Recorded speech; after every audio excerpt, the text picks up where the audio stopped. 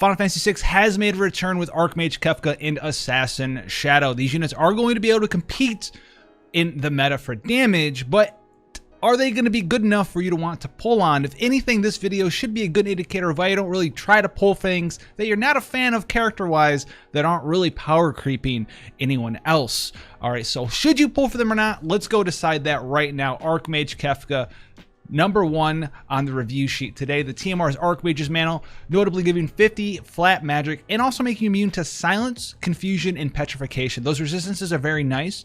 It looks like a robe, but it's actually an accessory, so keep that in mind, and it is 50 flat magic. The Super TMR is Corrupted Mage. This is actually very, very strong if you're true double-handing your magic.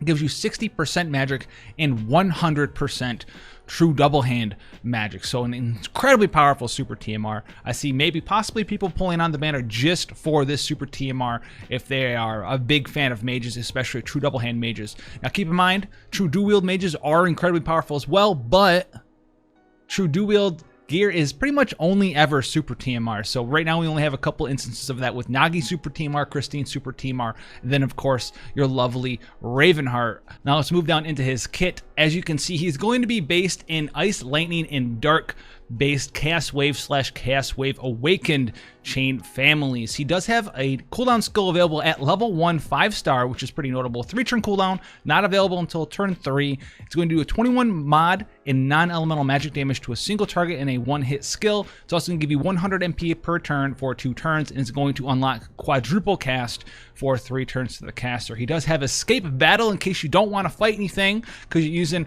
Archmage Kefka. That's a possibility as well. But more notably, we get into his first 3 damage dealing skills. They're all 7.0 multiplying Chaos Wave chain families. There's an Ice version, a Thunder version, and a Dark version. You won't be losing these skills all that often. It's his basic first damage dealing skill. He does have Heartless Angel, which is Graviga, 75% HP damage to all enemies. Then he's got Hyperdrive, which is his non-elemental, slightly harder hitting, non-elemental magic damage Chaos Wave skill. Now we have his Guffawing, Ice, Thunder, and Dark. These are going to be his Imperils attached to Chaos Wave Awakened. They are slightly lower multipliers than the other ones. These are 5 times multipliers. There's an Ice, Thunder, and Dark version, all of them doing 80% to their respective elements. Going in through further, he's got a 50% break to all enemies' defense, as well as a 50% spirit break to all enemies for 4 turns. These also give him a buff as well. The defense break gives him a defense buff, and the spirit break actually gives him a magic buff of 120%. Nothing super crazy. You probably really won't be using these that often. He's got Hyperdrive Plus, which does stack up to a 25 times modifier, eventually 8 times stacking, up to 25 times multiplier max. It's Chaos Wave Awakened, but it's non-elemental, so this is not actually going to be his best damage dealing skill. It's going to have the highest multiplier, but it's non-elemental, so no Imperils will be taken into account to buff up this damage. You just can't get elementals on that non-elemental skill because it's a magic damage dealing skill. He does have double cast and triple cast before he has the unlockable quadricast. He also has Light of Judgment and non-elemental magic damage dealing skill. Really not going to be using these ones all that often, except for possibly to chain finish something against a boss that resists a bunch of different elements. Now he's got his Frenzied Skills, and this is really where his bread and butter damage is going to come from. These are his Chaos Wave Awakened Frame stacking multiplier skills. There is Frenzied Ice, Frenzied Thunder, and Frenzied Dark. They all go up to a 15.5 multiplier. This is really where his damage is going to come into fruition due to the fact that they are elemental, and you can go ahead and buff them up with giant Imperils, which he does have access to. He's got I Hate You, which is a 6-turn cooldown available on turn 1, gives himself a 200% magic buff for 4 turns, and gives him 5 turns of quadruple delirium. So you can go ahead and unlock quadruple cast on turn 1 and then use that quadruple cast for the next 5 turns. And then when it runs out, you'll be able to use Forsaken to re-unlock the quadruple cast. And by the time the quadruple cast runs out from Forsaken, your cooldown for I Hate You will be back up and ready to go. So he does have permanent quadruple cast as long as he does not die. He also has Havoc Wing, which you can use on turn 6, and it's a 6-turn cooldown. 20 times multiplier and magic damage non-elemental to all enemies. but it also has a 120% Ice, Lightning, and Dark and Peril. For passives, he's got pretty much the general mage stuff. He's got 20% magic and MP passive, some MP refresh, spirit defense, and HP a little bit. He's got some multiplier increase to the Hyperdrive Plus, 30% more magic when equipped with a rod. High Tide again, magic damage against humans, which is pretty notable there. He's going to be increased his resistance to paralyze, sleep, and poison. And then if you have his own cloak on or his accessory, his TMR, we're going to get those 3 resistances as well, which was very prominent with the confusion resist especially, and the silence resist can help him out sometimes. He also has skip, which gives him 20% physical dodge, which is pretty neat. He also has lightning, ice, and dark resistance of 30%, 50% more man-eater there, which actually helps him out tremendously against humans. Magic and HP plus 20%, 50% true dual-wield magic, and 50% true double-hand magic, and then a 1.5 multiplier increase to his following Dark, Ice, and Thunder, as well as Frenzied, Dark, Ice, and Thunder. 20% more additional magic percent, 40% MP, 30% magic, 50% limit burst damage here, and 5 limit burst damage gauge crystals per turn. All right, so 5 LB gauge per turn is pretty prominent. 50% limit burst damage is also pretty good there. Now remember, his Frenzied Skills are the ones that are his bread and butter, so these will be able to stack up to a 16.5 multiplier overall, and that's as high as he's going to get in multipliers. But he does have permanent Quadracast, and that's not all. He does have Roar of Laughter, which he can counter with. He can counter with Roar of Laughter, 20% chance, and he does have like a boosted counter rate, I believe, of 30%. So, you know, nothing super insane there. 27-ish%, something like that. A chance to counter with attack, defense, magic, and spirit break of 60% of 3 turns all enemies. Nothing crazy insane, but it is there if you're lacking a breaker and you do end up using Archmage Kefka here. Now his magic, we're not really going to use this. Blizzaga, Thundaja, Drain, and stuff, not happening. But he does have True Light of Judgment, which is a 44 times multiplier to all enemies and a 65% spirit break if you do max it out. You probably won't be using this, even though he does have 50% limit burst damage. That would raise that up to a 66 times multiplier in damage. But no imperils. He's got permanent Quadracast, 16 times modifier. I mean, do that 4 times. That's already going to be a 64 times multiplier. And they're elemental. So guess what? You can use that nice 100%, 120% imperil to double that again. His limit burst is just going to be doing half the damage of him Quadracasting his skills. So as far as a mage goes, he doesn't have like the craziest multipliers that we'll see in the near future compared to someone like, you know, White Lotus, Dark Mage Fina, who should be coming out pretty soon. We were going to get her first before King Rain, but King Rain is coming out, and I think that they kind of separated Dark Fina CG from Archmage Kefka due to the fact that putting them back to back like that would be pretty weird. And we're getting King Rain a little bit earlier too. But is he good? He is pretty good, actually. He is pretty powerful due to the fact, especially when he's put up against humans, he's gonna have a lot of human killer. Now, should you pull for him is a different question. I can't say that you guys should be pulling for Kefka. If you're not a huge fan of Kefka, I know there's a lot of Kefka fans out there, you're gonna be a pull for him and do a lot of work with him. Now, if you're just looking for a strong mage, I would advise you wait. If you're looking for especially just a strong mage and you didn't get Kimono Fina and you just don't have one right now, wait for CG White Lotus Dark Fina. She's pretty much what Archmage Kefka is, just has modifiers that are way higher than Archmage Kefka. She's got like 21, 22 times multipliers. Still has Insane Imperil, still has triple cast, or not triple cast, but quad cast. Still has triple elements associated with her. So she's pretty much Archmage Kefka, but with just more multipliers and higher damage. So is he a bad unit? No. Can you do a lot of good work with him? Yes, especially against humans, you can do a lot of damage. But do you need to pull for him? No. Now the next one is Assassin Shadow. So Assassin Shadow here, the TMR is the Heartless Assassin, 50% attack when equipped with a katana and 50% human killer. So if you have access to a katana, this will be pretty decent for you. It's not like a Grand Slam TMR. Compared to Archmage Kefka's TMR, this one's pretty lackluster, looks pretty boring to me. Will you put it on every once in a while? Sure, for the human killer plus the katana bonus, I'm sure a lot of people will get some use out of this. Is it anything to like put on a top 10 TMR list or anything? Nowhere near that. It's just something that's there. You might have it. It might be good one day. It might be okay. We have a super TMR, which is a Kaganui. 186 attack with the Shadow Capture Blade, which allows you to throw a Pokeball and do 4.5 multiplier in damage to all enemies, and then stop them for 30% proc rate. So it's like a normal Pokeball, not even a Great Ball. 30% chance to stop them for 3 turns, and then they get thrown back out into the wild, and you never get to see them again, except for bosses, because you can't capture other trainers' Pokemon. So obviously, this Super Team Art is extremely lackluster. If you're looking for a one-handed katana, Super Team Art to invest in, Xeno of the Beta Star. Just get Xeno of the Beta Star's katana. Xeno of the Beta Star katana has lower attack for sure, but it gives you that man-eater, gives you that 40% attack, allows you to hit that attack percent cap, make your character tanky by, you know, maybe saving you materia slot where you needed attack percent, you put HP percent, something like that. Xeno of the Beta Star's katana is way better than Kaganui is. It's basically just 186 statted katana. The Shadow Capture Blade, you're never going to use it. So, bad Super TMR. Moving on in to his kit here. He's going to be Stardust Ray.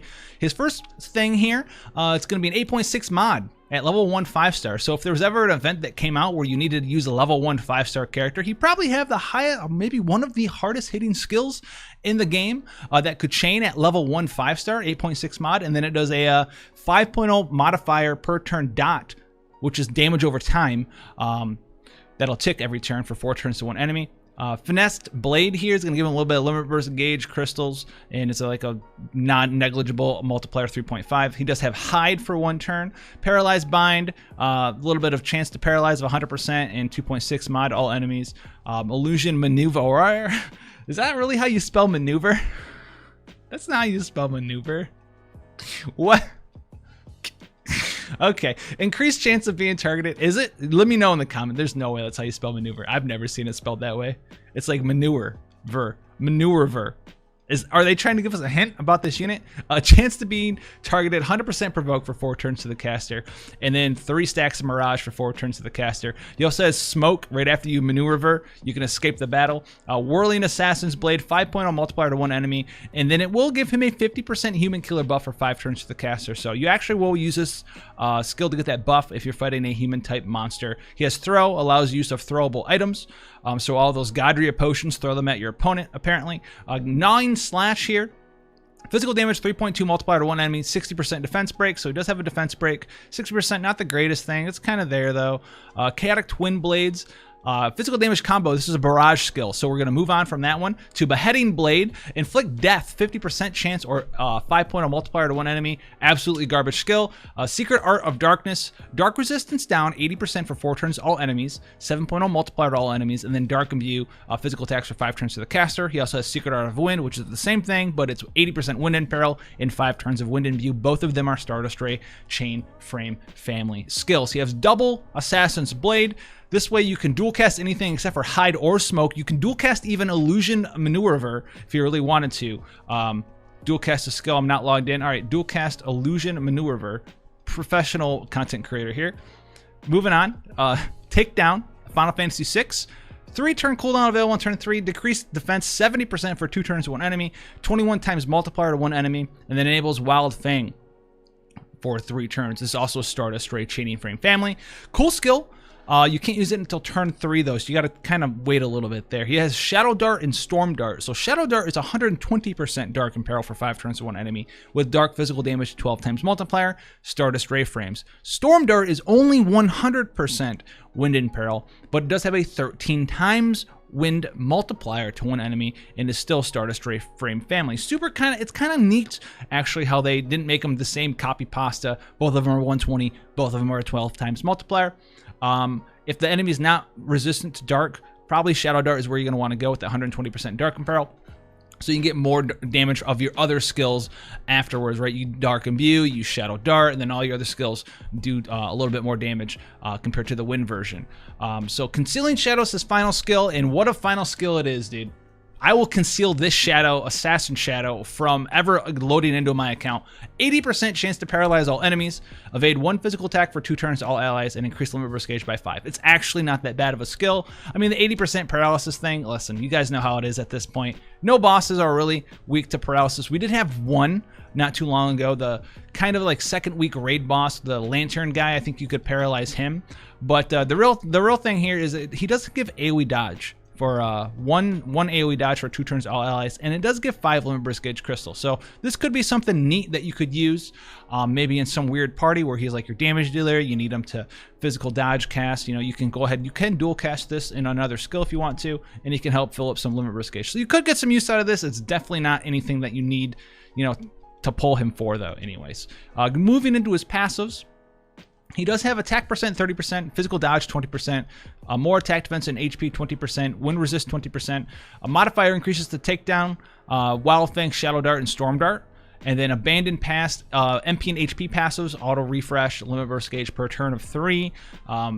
20% attack, 20% defense, 50% human killer, 100% high tide. He's going to be immune to poison, blind, and petrify. Attack and spirit increased by 20%, 30% attack increase there, 50% true dual wield there, very powerful, and also gives him a natural dual wield, thank goodness. He also has dual wield mastery, so he's got the 6.0. He's got the 6.0. What a... I'm losing it. It's my power. My power went off like 4 times, I swear, while I was recording this. I have to start over from scratch each time.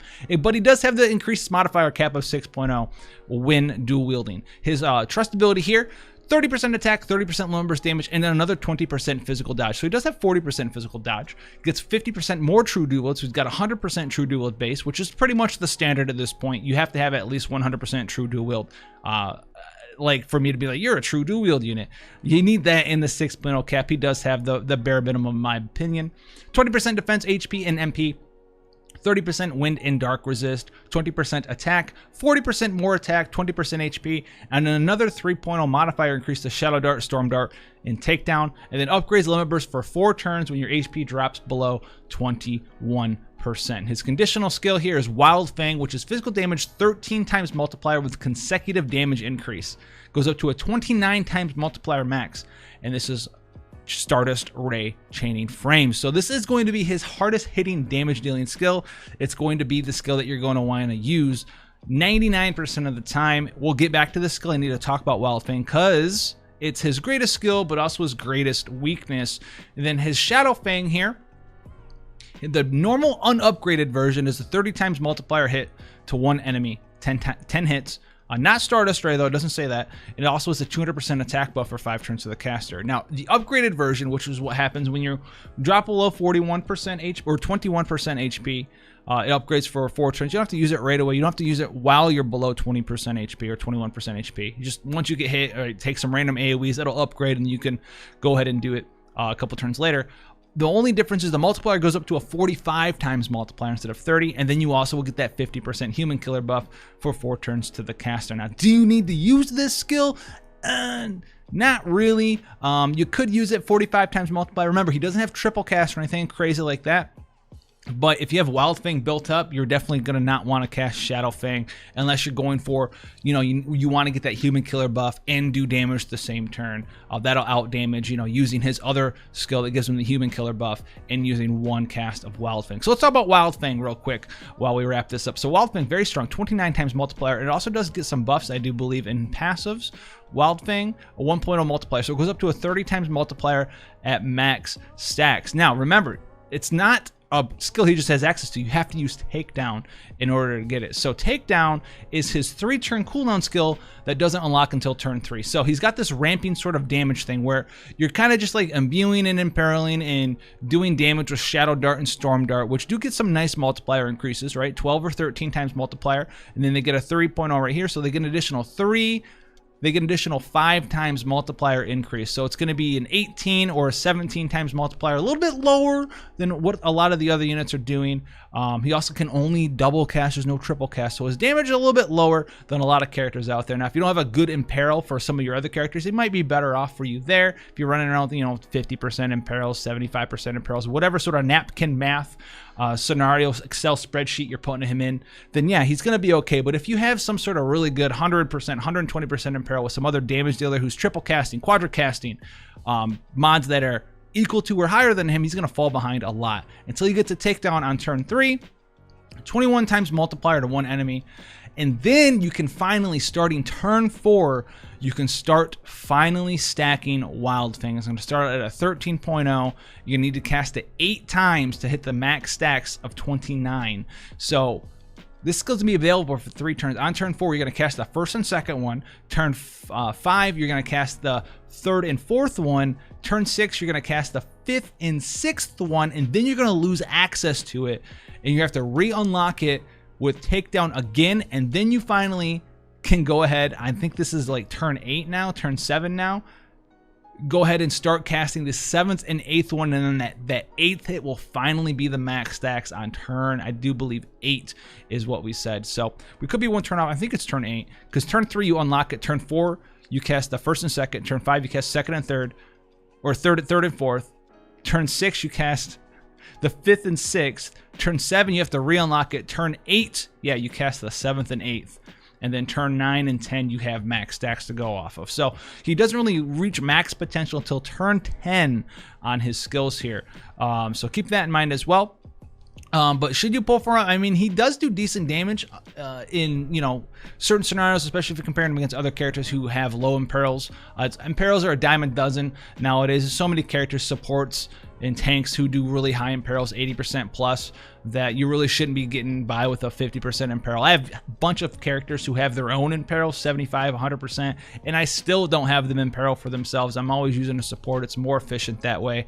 Those supports always have a bunch of different stuff to do, and the imperil is pretty much free on a lot of their attacks. So Assassin Shadow, he can do some good stuff. If you are a big Final Fantasy VI Shadow fan and you're gonna pull for him regardless, you can do a lot of good work with him. You need to get 100% more true dual wield, you know, Bart's TMR, something of that nature. If you're not a fan of Shadow, should you pull for him? I would say definitely no. And there's a lot of characters coming down the pipeline not too far away from now where they just blow these characters away, absolutely blow them away.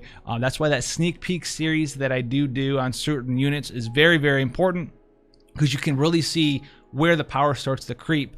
And I'm going to be releasing, you know, X units that blow everyone else out of the water very soon. Madame Adele's the #1 character, who's #1, a very, very cool unit, and #2, incredibly powerful character. So if you're looking for an incredibly powerful character who's an absolute badass, Madame Adele is definitely who you need to pull for. She comes with a great weapon as long as you do the Madame's Manor event in-game that's going on right now. Make sure you start working on that, collecting the keys, doing the different floors, all that good stuff, so you can unlock an extremely powerful weapon for Madame Adele. But if you're interested in that series, let me know down in the comment section below. It's definitely worth your time. I do have a playlist called the Sneak Peek playlist. Go ahead and check it all out if that does interest you, you know, looking at the different characters as they come out.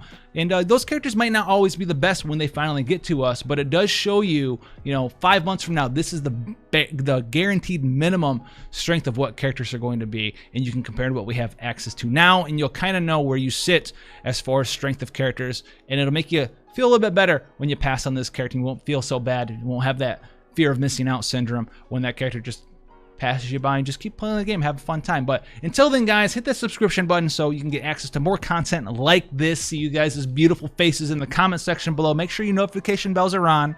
Otherwise, YouTube's never going to let you know that I've released any video at all. I'm such a tiny channel. They're just going to show you, you know, some more Jimmy Fallon videos and other random late night show stuff. And I'll see you guys in the next one. Take care, guys.